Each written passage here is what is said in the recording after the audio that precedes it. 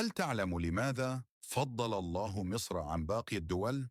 مصر ليست مجرد بلد، بل هي أرض مباركة ذكرها الله في القرآن الكريم، وفضلها بعدة أمور عظيمة جعلتها مختلفة عن غيرها من البلدان. فما سر هذا التفضيل؟ 1. ذكرها في القرآن الكريم.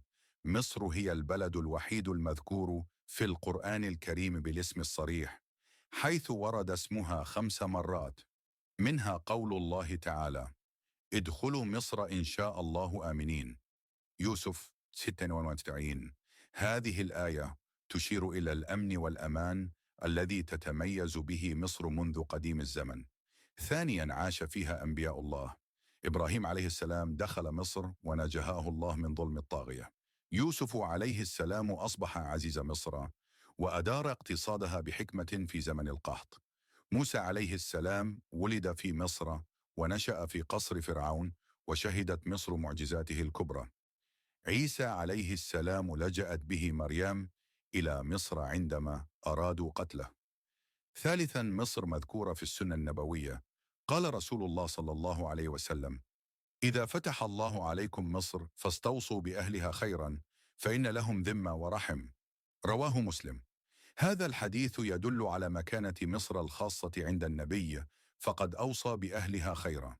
4. نهر النيل، سر البركة والرزق. نهر النيل هو أطول نهر في العالم، ومنه جاء الخير والرزق لأهل مصر منذ آلاف السنين.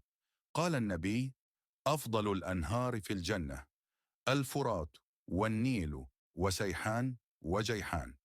رواه مسلم. هذا يعني أن نهر النيل له مكانة خاصة حتى في الجنة. 5.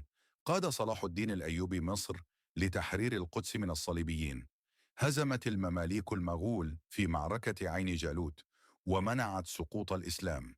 كانت مصر مركزا للعلوم الإسلامية، وخرج منها علماء عظماء مثل الإمام الشافعي.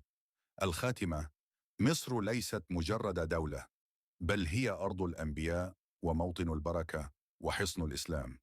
فهل كنت تعلم كل هذه الأسرار عن مصر؟